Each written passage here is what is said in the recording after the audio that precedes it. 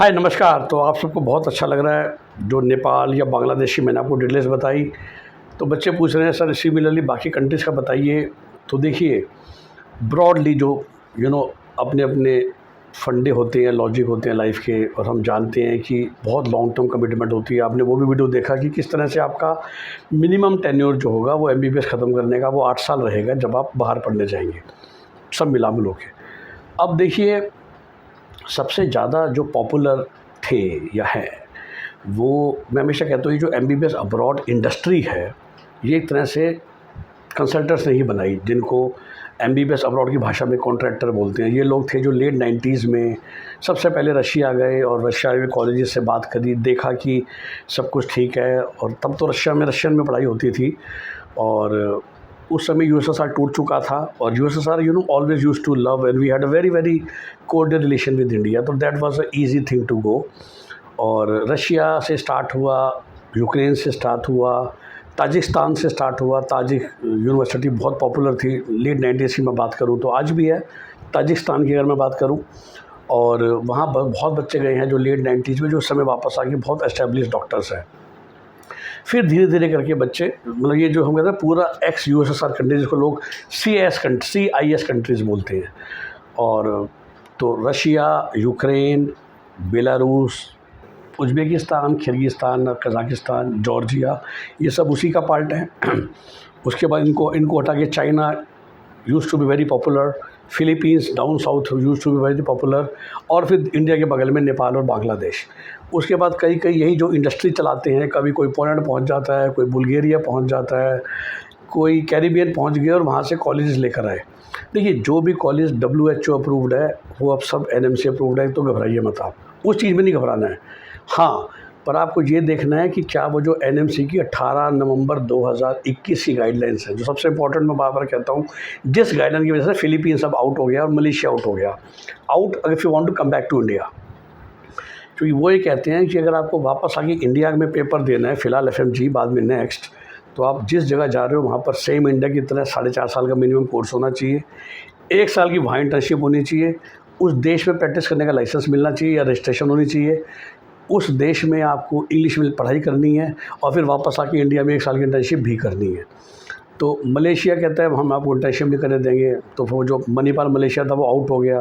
Philippines फ़िलहाल आपको licence दे रहा है तो फिलीपींस आउट हो गया। बाकी बची कंट्रियाँ अभी तक हैं, कोई दिक्कत वाली बात नहीं है। तो धीरे धीरे करके ये कंट्रियाँ बच गई। पर्सनली स्पीकिंग मैं हमेशा कहता हूँ द बिगेस्ट डिफरेंस जो एक ज़माने में फिलीपींस को एडवांटेज था, that it was a pure English speaking nation. मतलब Bangladesh is Bangla speaking nation, right. तो एक बांग्लादेशी लोकल जब आप इंटर्नशिप करेंगे या क्लिनिकल प्रैक्टिस करेंगे तो वो बांग्ला में बात करेगा, तो you have to pick up Bangla if you are going to Bangladesh. Nepal is actually Hindi and little bit of English, but Philippines was genuinely English speaking nation. तो मेरा भी फिलीपींस फेवरेट हुआ करता था 2016, 17, 18 में। मैं अब मेरे 80% बच्चे फिलीपींस जाते थे, क्योंकि जब मैं सारी बातें बोलता था सभी कहते थे फिलीपींस ही भेजो, कॉस्ट तो सेम ही है, 30 to 40 lakh rupees for the entire course.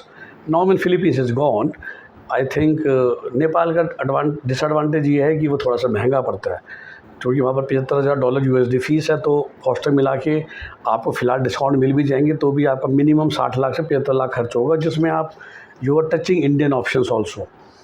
तो नेपाल वीज़ा फ्री एंट्री है। तो मैं हमेशा समझाता हूँ नेपाल तो भाई जाए जिसका बजट इंडिया का था 65-70 लाख का, नंबर ज़्यादा ही कम आ गए, इंडिया में सीट नहीं मिल रही तो वहाँ जाके ले लो। That is for those kids Nepal is there.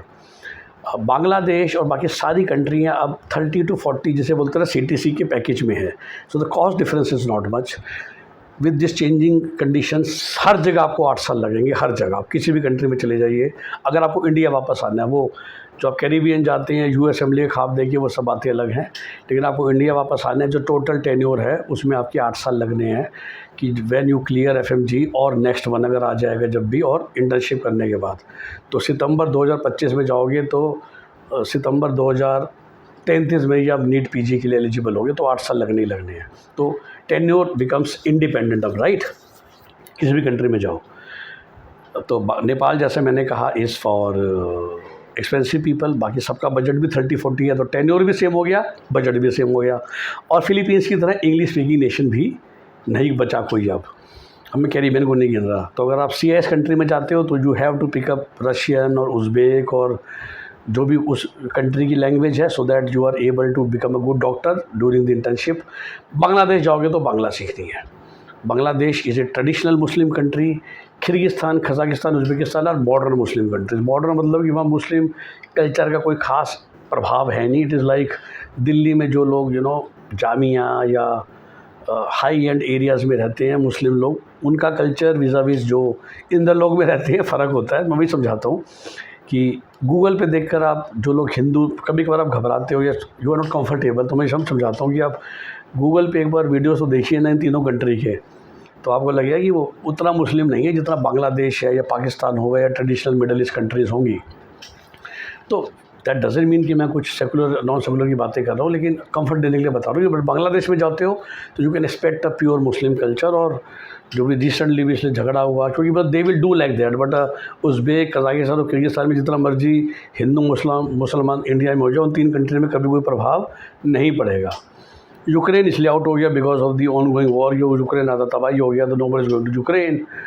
अब वहाँ बाहर जाके जो टेस्ट लेना है लाइसेंस पाने के लिए, वो चाइना में चाइनीज़ लैंग्वेज में हो रहा है। तो पढ़ोगे इंग्लिश में, टेस्ट दोगे चाइनीज़ में, and Chinese is a very difficult language to learn. फिर से मैंने कहा जब पैसे खर्च करने ही है तो आसान ऑप्शन पे जाओ ना। तो इसलिए पर्सनली स्पीकिंग हमने चाइना प्रमोट करना बंद कर दिया है। और जिस कंट्री में साल के 100-200 बच्चे जाते हैं, जो यूनिक नई कंट्रियाँ लाते रहते हैं, बुल्गारिया, इजिप्ट, वहाँ मैं कंफर्टेबल नहीं हूँ। क्योंकि वेरी सिंपल रीज़न, 8 साल बहुत बड़े हैं, पर चलो इंडिया के मान लेते हैं आखिरी के 1.5 साल, 6-6.5 साल बहुत लंबा टेन्योर है। फिर से कोई वॉर हो गई, कोई पता चलेगा। अब तो हमारी जिम्मेवारी रहती है पूरे टाइम तक। तो देखिए जहाँ पर बल्क में बच्चे गए हुए हैं ना, 10-15 हज़ार 20 हज़ार बच्चे एट ए टाइम पढ़ रहे हैं, वहाँ पर तो गवर्नमेंट ऑफ इंडिया भी फोकस करती है। जहाँ 100-200 बच्चे हैं, कौन ध्यान देगा। इसलिए personally speaking I do not promote many countries जो अभी आई हैं, या एक आध कॉलेज हैं 100-200 बच्चे साल के जाते हैं। तो इसलिए जो हमारा फोकस रहता है as a company, we are Russia, Georgia, Kyrgyzstan, Uzbekistan, Kazakhstan 5 in CIS, Nepal, Bangladesh 6-7 in countries पे है जो कि हम GK works as a company focus करते हैं। इसके अलावा people surely come to us कि जब मैं फ़िलीपींस में करता था वो बंद कर दिया उस कारण से, चाइना में करते थे वो बंद कर दिया उस कारण से, ठीक है ना। तो बच्ची ये बाकी 7, और कहने को फिर बेलारूस भी है, उसको हमें कोई चिढ़ नहीं है या इतराज़ नहीं है, बट ठीक है जैसा मैंने कहा जहाँ पर पर्सनल कंफर्ट है, और मोटा मोटी भी सब सेम ही है। बेलारूस में ऐसा खास नहीं है जो उज़्बेकिस्तान या किर्गिस्तान में नहीं हो रहा। इन तीनों कंट्री का एडवांटेज यही है, इंक्लूडिंग जॉर्जिया, रशिया के अलावा very compact country, Russia is too big.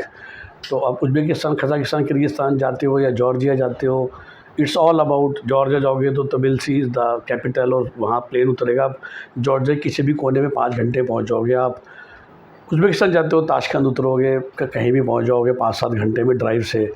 Kazakhstan जाओगे, अलमाती है, अस्ताना है, 2-3 मेजर सिटीज़ हैं, बाकी कहीं भी पहुंच जाओगे। किर्गिस्तान, बिश्केक, कहीं भी पहुंच जाओगे 5-7 घंटे की ड्राइव से। तो it is very easy for student also to come back and realise Russia is too big, right. तो फिर भी मैं रशिया की नेगेटिव नहीं कर रहा, but Russia is the oldest country जहाँ सब स्टार्ट हुआ था। तो still student ask for Russia and we happily send them also. तो ये 7 कंट्री पे हमारा फोकस है। क्योंकि आप मुझे कहीं पूछ रहे थे कि GK वर्क्स कहाँ फोकस करती है, तो इन 7 कंट्रीज़ में हम फोकस करते हैं। सभी जगह बच्चों को भेजा जाता है। मोस्टली जगह हमारे डायरेक्ट कनेक्शन होते हैं, जहाँ नहीं भी होते वहाँ पर मेरी तरह जो मेरे ट्रस्टेड पार्टनर्स हैं उनके होते हैं। बट आपके लिए तो मैं हूँ, मेरा ट्रस्ट है आपके लिए, और वो हम करवाते हैं। ओके, सो जैसा मैंने कहा, best wishes, best of luck जो लोग MBBS अब्रॉड का सोच रहे हैं। अगर इन 7 कंट्रीज़ के बारे में सोच रहे हैं, feel free to contact us. मैं हमेशा कहता हूँ शायद हमारी फ़ीस बाकियों से 10,000 रुपये ज़्यादा होगी। जो सर्विस चार्ज हम लेते हैं 50,000 रुपये। कोई बंदा जो नए बच्चे आते हैं, जो खुद अभी भी MBBS करे हैं उस कंट्री से और एजेंट बन के बैठ गए हैं, वो पता नहीं 5 साल बाद 6 साल बाद कहाँ होंगे, 6 महीने बाद ही कहाँ होंगे। तो वो भी मैं हमेशा आपको सलाह देता हूँ, approach somebody who is there to stay for the next 20 years, right.